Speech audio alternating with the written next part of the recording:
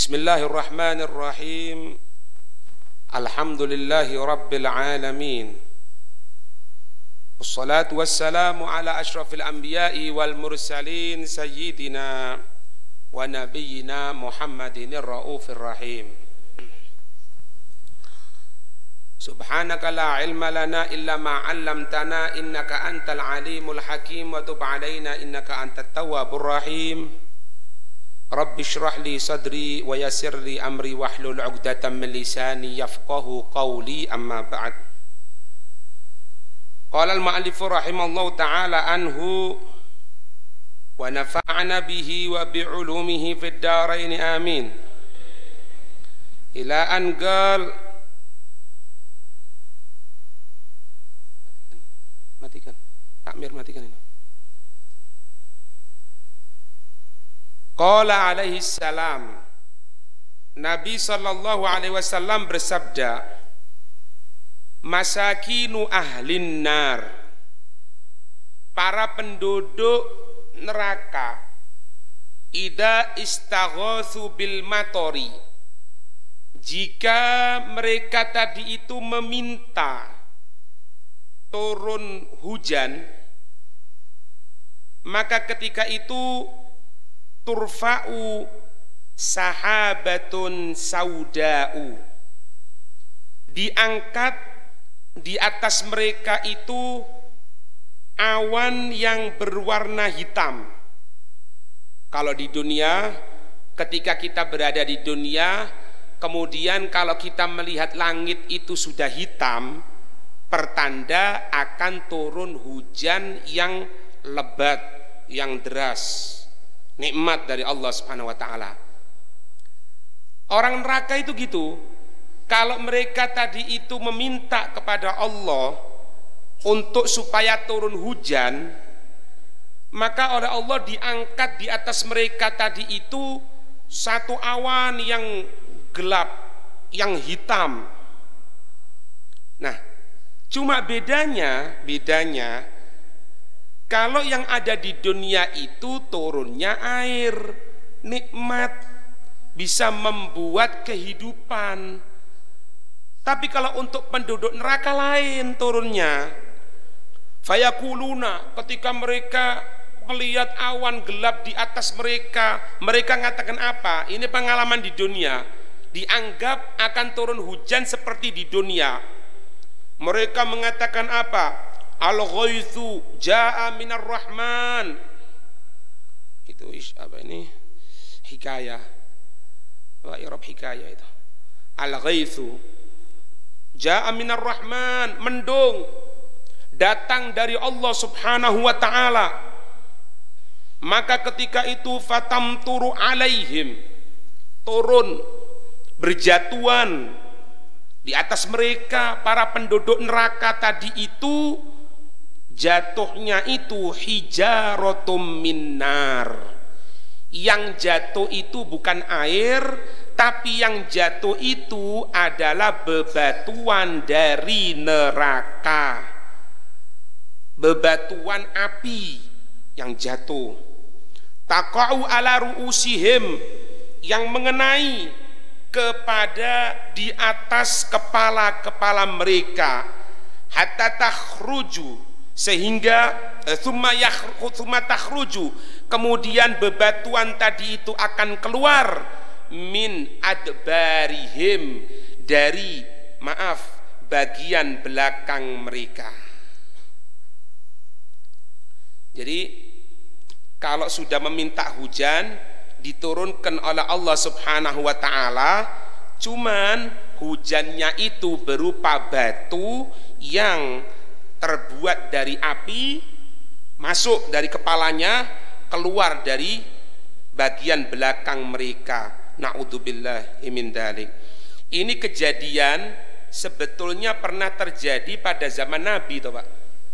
Ketika pasukan Abroha itu seorang raja dari Yaman. Dia itu berkeinginan untuk supaya menjadikan itu Ka'bah terkalahkan dengan dia. Jadi dia itu punya Ka'bah sendiri, punya tempat. Karena dulu kan zaman jahiliyah, kalau mereka itu berangkat haji, ini waktu musim. Waktu musim itu waktu kumpulnya orang. Cuma waktu itu belum ada syariat haji. Maka kalau kita ngelihat di sejarah bagaimana itu Nabi Muhammad, mereka tadi itu diajak. Nabi Muhammad kalau pas masuk musim seperti itu, yang sekarang ini kita kenal dengan haji, waktu itu belum ada haji, mereka kumpul semuanya. Nabi Muhammad mengajak untuk apa? Untuk diajak ke agama Allah Subhanahu wa ta'ala. Jadi kalau bahasanya kita, Pak, kalau bahasa kita pemerintahan itu, devisa itu kan bisa masuk toh. Dengan banyaknya orang yang datang ke daerah kita, otomatis akan mengangkat kehidupan daerah tersebut. Lah di Mekah zaman itu sebelum diutusnya Nabi Muhammad, ya sama ada musim seperti itu, sehingga devisa, keuntungan orang bisa berdagang itu banyak. Abroha yang ketika itu menjadi raja ada di Yaman merasa tersaingi. Ngata kenapa? Ini apa ini? Kok kita justru kalah? Kenapa mereka saja tidak datang ke tempat kita? Mereka ke sana itu untuk apa? Ya datang, di situ itu ada tempat seperti namanya Ka'bah gitu. Kan dulu kan ditempel itu, Pak. Di sekitar Ka'bah itu lomba-lomba syair. Kalau pas musim seperti itu, waktu haji itu, cuma belum ada haji kan, itu lomba sama macam ini gitu loh.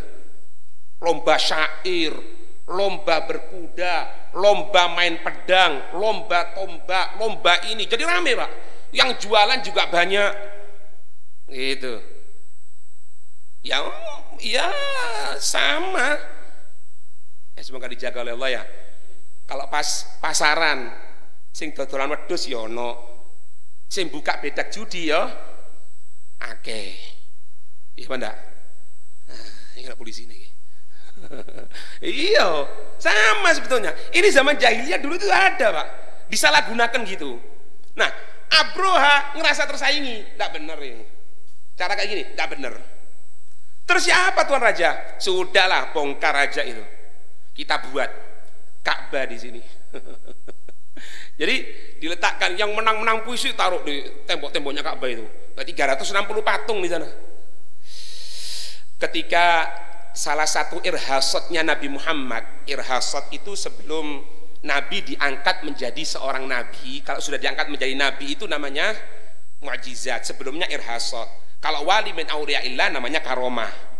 Irhasatnya Nabi diantaranya ketika Nabi Muhammad dilahirkan, itu patung yang ada di sekitar Ka'bah berjatuhan bersungkur, Pak. 360 tak patung tiba kabeh. Ya. Banyak itu cerita sudah kita sering dengarkan itu. Di antaranya api Persi yang 1000 tahun tidak pernah mati. Tidak pernah mati, Pak. Api tak kunjung padam. Di Jawa Timur ono kadang-kadang berangkat merono ati nang dile duduk ziarah nang kuburane orang soleh. Ati apa? Ati ndelok api tak kunjung padam. Iku zaman jahiliyah biyen wis ono kok ngono iku. Hati. Paham? Mati. Api itu mati. Nah ini kan Abroha itu dihancurkan oleh Allah Subhanahu wa ta'ala itu 40 hari sebelum kelahiran Nabi Muhammad. Makanya jenenge tahunnya tahun gajah, tahun fil, tahun gajah. Karena apa? Karena Abroha ketika itu bawa pasukan bergajah. Jadi pasukan gajah ono, pasukan semuanya lengkap, Pak, lengkap. Tujuannya untuk menghancurkan Ka'bah, gitu loh. Ketika pasukan Abroha tadi itu akan masuk kota Mekah, sebelum masuk perbatasan, ono gajah Khoyir. Gajahnya baik, jenenge Mahmud. Ya Mahmud kan yang terpuji, Pak. Ya, ini gajah subhanallah diberikan insting oleh Allah, perasaan, sehingga gajah ini tidak mau masuk Mekah. Gitu loh, Pak. Sedangkan gajah ini yang besar, ono gajah cilik, ono pasti gede, ya kan? Aku kepercut ngomong nih. Gajah yang besar pasti gede, Ini yang jadi patokan ya Mahmud ini tidak mau. Jadi semuanya kan pasukannya dipimpin oleh gajah ini, dikasih perhiasan yang bagus, indah gitu ya, semuanya Abroha, empat jeduk gitu. Nah semuanya kan ngikut apa? Ketika akan masuk kota Mekah, ini berot. Apa bahasa Indonesia? Berontak. Mbak Madura ya apa? Tak tero. Iya, iya. Senang sama Madura ya. Paham tak? Berontak tak mau. Katanya Abroha, ini apa-apaan? Ayo jalan. Dipukul tak mau tetap. Karena tak mau tetap, ya semuanya mundur, tak mau. Akhirnya mereka itu buat kemah di luar batas kota Mekah. Bukan di Mekah Pak, di luar batasnya. Ini isyarat dari Allah. Orang-orang yang durjana model seperti ini tidak diperkenankan oleh Allah untuk menginjak tempat yang diridhoi oleh Allah. Jadi ini pikir Pak, ini satu renungan buat kita. Masjid tempat yang mulia, tempat ilmu, pendidikan, pondok pesantren, madrasah yang betul-betul syariat dijalankan di sana, itu mulia. Kalau naudzubillah min dzalik, kok kita ini mau ke masjid kok sulit? Apa? Mau berangkat ke tempat pendidikan untuk mempelajari ilmu agama kok sulit? Sing asem urate kumat lah, sing ate berangkat kemudian anaknya itu cerewet, kadang-kadang sak sepeda montore iku berot pisan. Tahu ndak sebabnya? Sebabnya sepeda montore tukune karo ndak tak lanjut no ngamuk sampean. Itulah. Iki sepeda motor apa kok repot ini? Ini mikir Pak, kita harus paham ini. Kenapa ya? Misalnya ya, semoga ndak. Anak ini kalau ke masjid kok sulit ya? Kenapa ya? Padahal tinggal satu langkah tok. Sampean ingat cerita tadi tuh Bro? Ketika dia bertujuan untuk berbuat kerusakan, dan di Mekah itu khususnya yang dekat dengan Ka'bah itu merupakan tanah haram, tanah yang suci sesuai nas hadis Nabi, maka orang-orang yang tidak suci tidak diperkenankan oleh Allah Subhanahu wa taala. Gitu loh Pak. Makanya semoga dijaga oleh Allah. Kita kadang-kadang dengar Pak, orang pulang dari haji, macam-macam kan ceritanya kan. Ada yang ya apa ente di haji, Masya Allah Beb, jadi anak ini jam 2 malam sudah lari, sudah ke masjid. Kenapa? Untuk sholat subuh berjamaah. Kemudian anak sambil nunggu Beb, alhamdulillah anak baca Quran Beb, itu bisa khatam di sana beberapa kali anak Beb. Tapi ada juga yang miris, ketika pulang dari Mekah apa yang dikatakan? Ya apa keadaan Mekah? Oh Beb, tak perlu sampean Mekah iku. Mekah iku mau belek mlaku nginep bisa ya. Ate modern mereng dhewe ngene lho Beb. Udah gelimpang pisan kok jale. Pisan. Oh, tak perlu kok Beb. Ya Allah Beb, di Mekah iku ya tepak aku tawaf. Oh, ketemu wong ireng-ireng iku, ambune Beb. Lha iki kabeh lho, Lek. Kok sik ngurusi ambune wong kan iki? Ambumu dhewe badhek tak mampu kon. Nah, inilah Pak. Kadang-kadang Allah itu memberikan kesempatan, tapi dibuat sia-sia oleh Allah. Berapa banyak orang yang masuk masjid, duduk baca Al-Quran, baca zikir, mendengarkan ilmu. Tapi berapa banyak orang yang masuk masjid, tapi di teras. Ulah apa?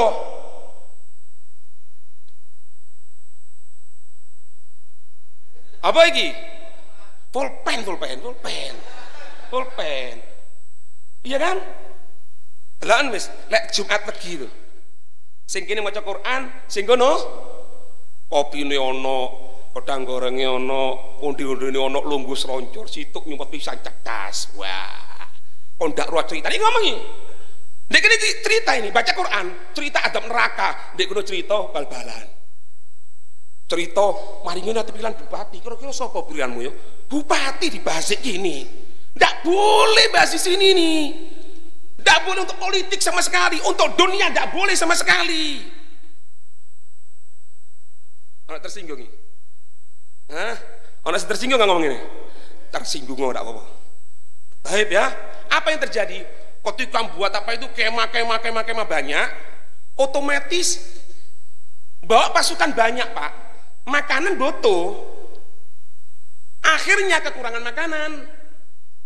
Ketika kekurangan makanan, kelihatan ada beberapa onta itu berbarengan jalan gitu. Dilihat, ini onta ini katanya berbahaya.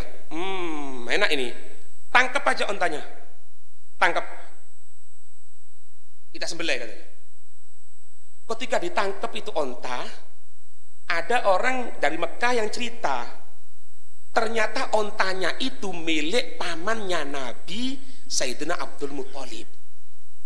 Orang tadi itu cerita sama Abdul Muthalib, ngatakan Abdul Muthalib, iya di situ itu katanya ada pasukan. Terus mau apa dia? Katanya mau ngancurin Ka'bah. Oh iya. Ini Abdul Muthalib tidak bergeming pak. Ibaratnya enggak, kalau bahasanya kita enggak heboh gitu pak. Ngacung Ka'bah. Enggak bukan.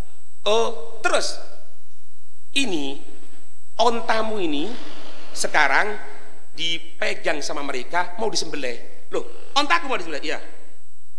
Ngambil pakaian berangkat pak. Wong situ ijenan. Iki lho pak, jenenge pendekar temenan nih. Iki jenenge nekat iki.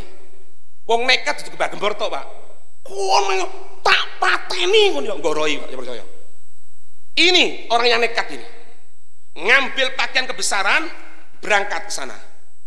Teko sendirian, datang sendirian, ngadepi Abroha dengan pasukan yang seperti itu. Tadi hitungannya kula jenengan ya apa? Yo apa ngono rek? Iku jenenge ulo maraning kepuk iku. Ya engko lecek, ya ngono iku ceritane. Tanya, ini siapa pimpinannya? Ini raja kami. Mana? Di situ. Datangi pak. Ente dari mana? Dari Yaman. Ada perlu apa?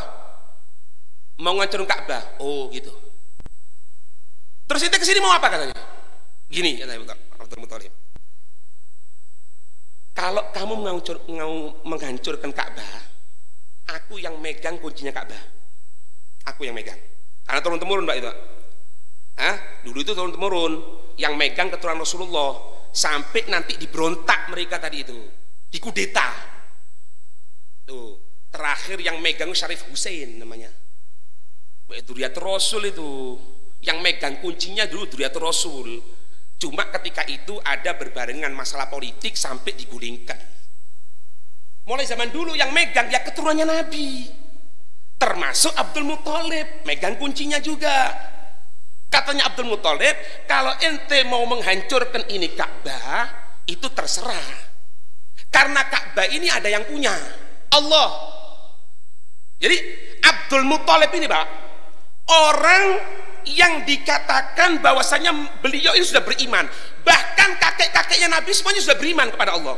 Cuma belum Islam. Karena apa? Islam belum ada. Bahkan Abdul Muthalib ini, beliau ini kalau sudah masuk di hitungannya, karena kita kan tahu pak, bahwasannya hitungan nama-nama bulan Islam itu Muharram, Safar sampai akhirnya itu kan zaman Sayyidina Umar.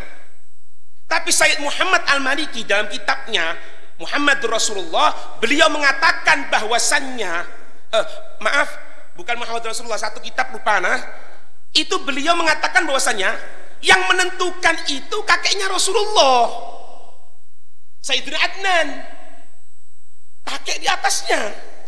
Sehingga hitungan Ramadan ini ada sudah. Dan mereka sudah tahu Ramadan ini waktu yang mulia. Sehingga di antara kebiasaannya Abdul Muthalib ini, kalau masuk bulan suci Ramadan, beliau tadi itu berada di satu goa untuk ibadah kepada Allah. Wallahu a'lam dengan syariat apa. Kemudian bukan cuma itu, beliau itu memberikan makanan kepada seluruh penduduk Mekah kalau masuk bulan Ramadan. Kitab ono sampai tidak percaya yang umat Abu Kakno kitab itu. Iya, ini juga untuk menolak yang mengatakan katanya bapak ibunya Nabi di neraka, la haula wala quwata illa billah. Angkane hati-hati, kon luput titik iso kena azab ya Allah loh, menyakitkan hati Nabi Muhammad. Paham? Kalau Kalau urusan masalah hadis itu ada pembahasan. Ada pembahasan, Anda bisa bahas nanti, bukan di sini tempatnya. Baik. Katanya Abroha, lah terus bosok gampangan ini. Lah terus karep pemerintah iki apa? Ente jaga Ka'bah jari ini. Ayo tak hancurno. Ente katakan katanya ada yang jaga. Terus ono apa kata pemerintah? Katanya Abdul Muthalib, aku kesini sebagai pemilik onta. Kalau ente mau ngambil onta milikku, kamu berhadapan dengan aku, sang pemilik onta. Rojo iki lho, Rek rumah iki. Rojo bareng pasukan. Nekat, Pak. Betul-betul. Oh, hanya dia kok. Hanya beliau kan. Kalau urusan Ka'bah, ente urusan sama Allah nanti. Tapi kalau urusan onta, ente urusan sama anak. Kenapa? Itu onta milik anak. Bosok gampangan ini. Kalau sampai itu sembelih, meskipun satu itu onta milikku, lain kon mbek aku. Rojo lho, Grek. Ro. Ini kadang-kadang kena ngono ndredeg. Mari pidato oleh SMS. Kalau pidato jangan keras-keras. Apakah kau lupa engkau nyawanya satu? Apa Ustaz? Apa? Oleh SMS apa? Bojoku koyo apa? Lecek. Sik tas SMS kayak ngono wedi. Itu ternyata Abdul Muthalib ini. Ketika datangi orang yang sudah tua beliau itu, Pak, nekat model kayak ngono. Abroha, Pak, ini Pak ya, dengarkan ini. Orang itu kalau dia tadi itu benar-benar atas nama Allah, tidak ada tendensi yang lain, benar, Allah akan berikan haibah, kekuatan. Pegang itu. Kita jangan bingung, Pak. Kita dakwah, menyampaikan ini hak, ini batil, ini benar, ini salah, ini tidak sesuai, siapapun dia, mau pemerintah kek, mau ulamanya kek, mau orang awamnya kek, kalau A yo A, B yo B, jelas, tidak urusan samar-samar sudah. Al halal bayyin, wal haram bayyin, wa bainahuma umurun mustabihat. Tidak perlu pakai tendingan-ngaling wis. Siapapun yang dengarkan tetap katakan bahwasanya misal riba haram titik. Meskipun yang hadir banyak orang yang ngambil riba, katakan itu haram. Kalau berani seperti itu, Allah akan ngasih kekuatan. Apa yang terjadi? Ketika Abdul Muthalib mengatakan seperti itu, iki Abrohan redek gemeter. Pasukan akal ini. Diam. Oh iya. Kalau emang seperti itu, ya sudah. Hei, itu onta-onta jangan disebelah. Kembalikan sama orangnya. Dia akan bisa terima lagi. Mana akan bisa nerima ini? Abdul Muthalib yang tua seperti itu, datangnya Abroha dengan ribuan pasukan seperti itu, tiba nih Abroha yang geblebek, ngeter. Kenapa? Al-haq. Ngeri. Jadi kalau kita menyampaikan sesuatu, maaf, kok masih ada perasaan takut, padahal ini benar takut, itu ada niat yang tidak beres. Nggak ada hubungannya apa-apa gitu, wis. Ojo dihubung nomor ini, tidak, ini maklumati koyok ini. Sampai yang cerna sendiri maknanya itu apa? Faham? Sudah, langsung Allah seperti cerita itu mengirimkan burung ababil.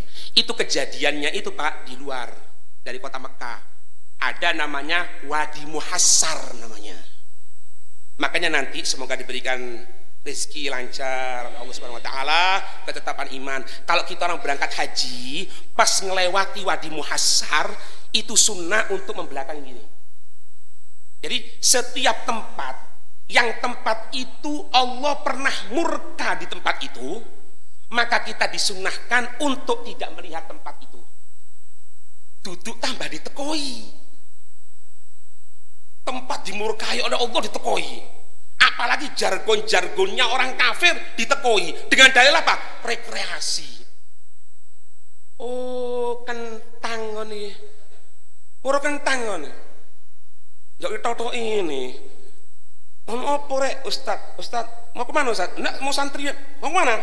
mau ke tempat itu baru sampai itu undi perlu kan, mau ke itu web. Oh loh, ustad nanggono, ustad model apa kok niki? Ente duduk ustad, ente petat, tahu petat sama ya?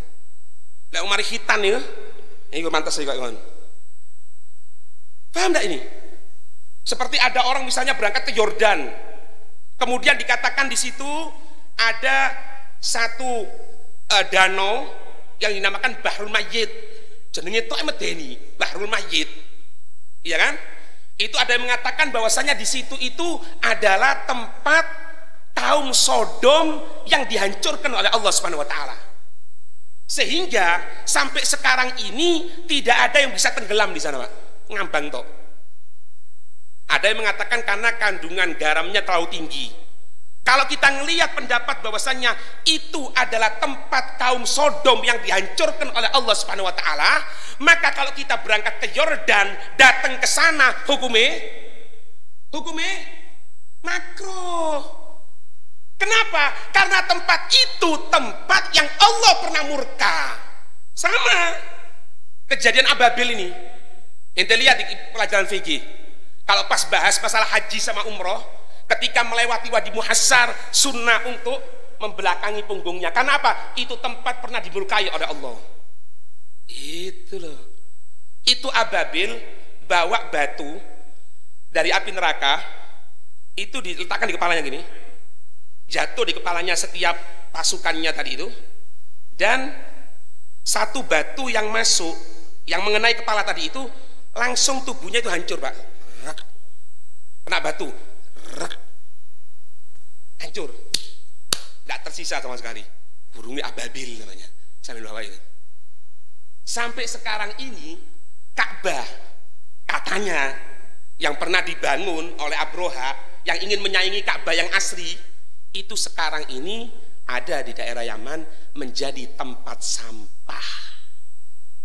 Ini juga isyarat kebesaran apapun yang kita miliki, Pak, harta, kekuasaan, kepinteran, keahlian, dan lain sebagainya, kalau bukan untuk Allah dan Rasulnya akan hancur, akan dihinakan oleh Allah. Paham? Ini sama. Jadi hampir menyamai, Pak. Kalau di neraka tadi itu diberikan oleh Allah Subhanahu wa taala batu tadi itu, ketika mengenai kepala keluar dari bagian belakang. Na'udzubillah min dzalik. Maka ketika itu summa yas'aluna Allah taala alfasanatin ayyarzuqahum al-ghaitha. Ya sekarang bayangkan, Pak, ada batu dari otak masuk sampai ke bagian belakang. Secara normal kan mati kan? Enggak mati. Kesakitan, enggak mati. Setelah itu dibangkitkan lagi oleh Allah Subhanahu wa taala, dihidupkan kembali oleh Allah Subhanahu wa taala penduduk neraka tadi itu. Kemudian dia bermunajah kepada Allah, memanggil kepada Allah selama tidak tanggung-tanggung 1000 tahun, supaya Allah itu ayyarzuqahum al-ghaitha, supaya Allah memberikan kepada mereka hujan.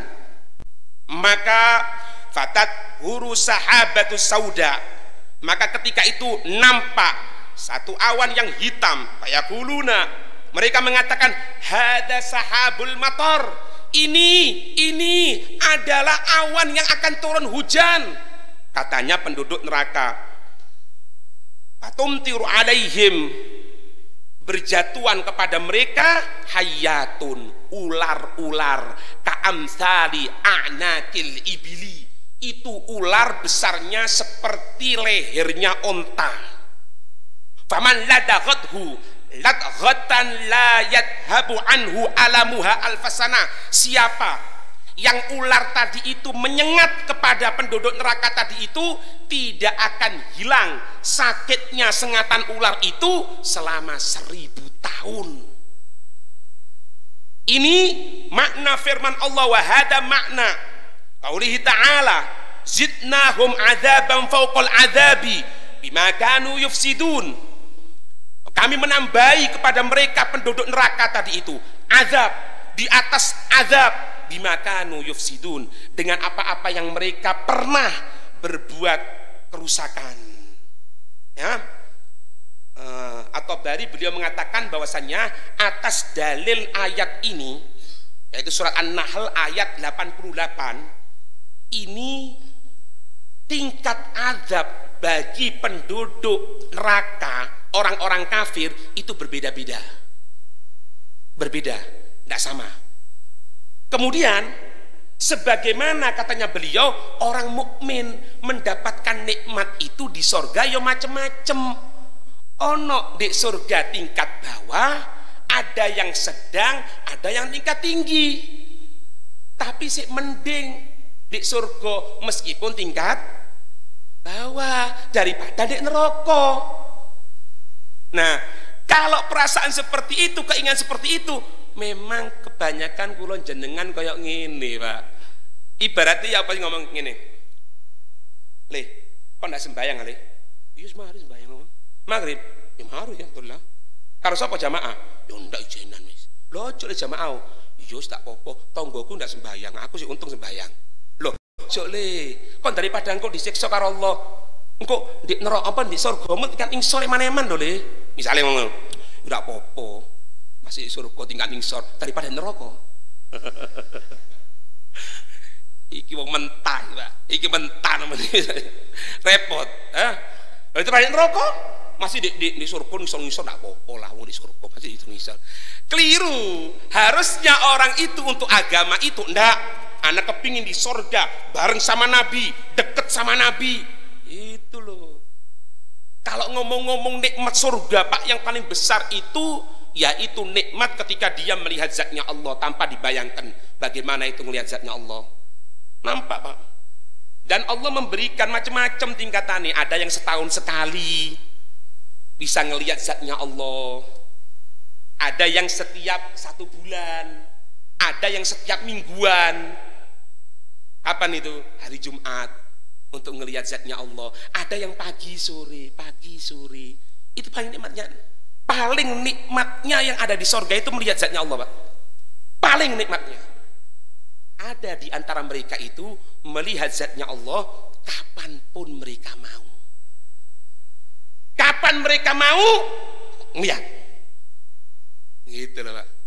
Sampai di kitab Ihya itu ketika cerita tentang masalah surga, pasti sih dini sampean cerita di bidadari ini kan.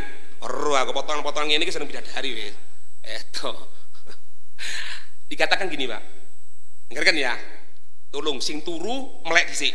Mari iki turu maneng. Sebab iki eman-eman, sampe ndak ngrungokne eman-eman iki, eman-eman. Penduduk sorga, Pak, tingkat ningsor, atau kalau bahasa nih ekonomi, ekonomi kan ngono tuh, Pak. Asine kadang-kadang muruk, kadang-kadang enggak, ya kan? Tengah turu, ono butuh doan salak. Mas, salak mas, gitu loh. Ayo, rame wis. Sing salak ono, sing tegan ono, sing bengak-bengok tok. Karena apa? Tingkat ekonomi. Lek tingkat apa ini bisnis lebih eksekutif, oh sepurane yo, ojo maning kok laler iku isin mlebu, laler ndak oleh mlebu karo orang yang jaga dari itu. Ini di surga seperti itu. Cuma dengarkan, orang yang paling rendah di surga itu mendapatkan 70 bidadari. Bisa itu romaneng wis iki romaneng. Wis cukup. Cek sama mimpi. 70, Pak. 70. Temen tadi, temen kepingin, iyo, mati yo. Terus, Pak, ketika mereka itu nikmat dengan sorga, didapatkan ketika itu ada cahaya. Dari jauh ada cahaya, semakin terang, sampai tambah terang, Pak. Ini orang yang berada tingkat ekonomi ini di surga ini mengatakan apa? Oh, mungkin ini adalah zatnya Allah datang kepada diriku. Ketika sudah dekat, Pak, tidak mampu untuk melihat. Karena apa? cahaya yang begitu kuat. Orang tadi itu mengatakan, ya Allah, apakah ini engkau zatmu ya Allah?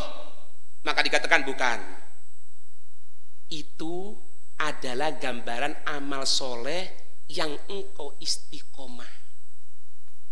Meskipun sedikit. Allah merubah sebagai bentuk paling hebatnya bidadari. Ketika disingkap oleh Allah Subhanahu wa taala, cahayanya itu hilang. Ini sang penduduk sorga ini kelihatan satu ini, yang 70 ini bidadari ini kelihatan tidak cantik lagi, Pak. Kenapa? Wayu. Paham enggak? Jadi orang di sorga itu, Pak, mendapatkan kenikmatan dari Allah. Itu setiap waktunya dia itu dibuat kaget oleh Allah. Bukan kaget jantungan, bukan. Kaget itu heran gitu loh, Pak. Waduh, dapat lagi, waduh, tambah terus, waduh gitu toh. Lek di dunia kan waduh loro untu toh, Pak. Tapi yang disebut enggak. Nah, ketika dia kelihatan bidadari seperti itu, Allah menyatakan apa?